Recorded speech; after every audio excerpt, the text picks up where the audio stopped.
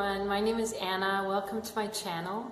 This video is going to be exploring another of the common themes in the life of many INFPs, which is the theme of feeling like we don't fit in, or in other words, that we're misfits. So you've got the INFP over here and you've got the external world, and the external world has structures and codes, social norms, collective agreements, and more often than not, the INFP is feeling like we don't fit with those pre-existing external structures. Although a little more accurately, we could say that as INFPs, because we're referencing ourselves for the truth, we feel like those external structures don't fit us. So in this video, I want to explore a little bit about why do INFPs feel like misfits, and what is the struggle of that, and what are some of the gifts of being a misfit, as well as some guidelines on a pathway forward for us. Why do INFPs feel like misfits? Well, I think that we reference our internal world for guidance. We're looking inside to the structures and codes inside of us. Those are the norms that we obey. So you've got the external norms, or we'll call them the external structures, and then the internal structures. INFPs are obeying themselves first. And that frequently can put us at odds with the external structures, because we're not looking to them for guidance. We're looking to ourselves for guidance, and we're looking to follow our own internal structures. And I think that some of the impact of that is that a lot of the time we feel like we don't belong, or we're not included, or we're weird.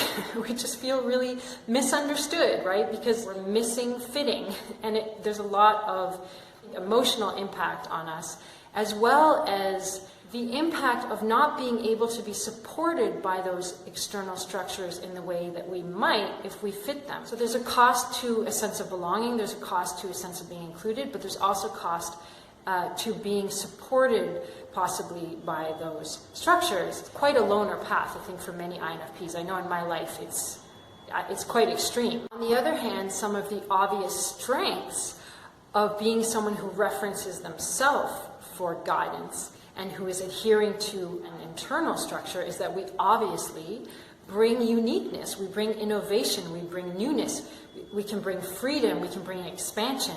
I do see INFPs as sort of a stand for our sacred uniqueness, the uniqueness of our individuality, and in so doing we are also a stand for everyone else's sacred individuality or uniqueness, you could say.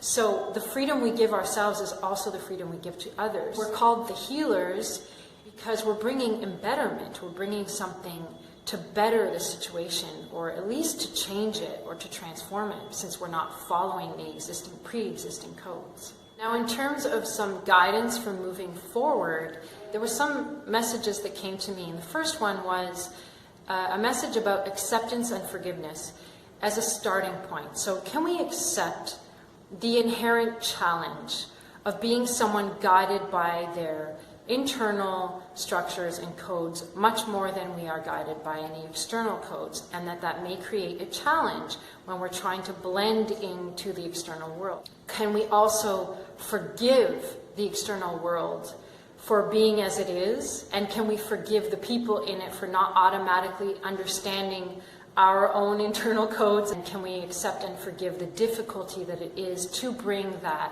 inside code out and to blend it with the external world? Secondly, I was getting the sentence, "Don't turn your back on the world, INFP."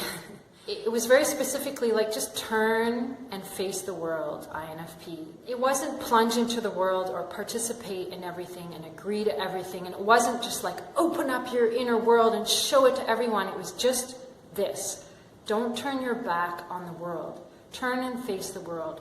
When you turn and face the world, it gives you the chance to explore where there may be fits externally, where there are circumstances and people and structures that may actually allow you to bring your truth to them.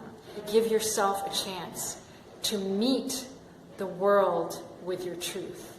Lastly, there was a message about choosing wisely and patience. So what I understood was Just because something's difficult, it doesn't mean it's not worth doing. And just because something takes a long time, it doesn't mean that it's not worth doing. And just because something starts off rough, it doesn't mean that it may not end up smooth.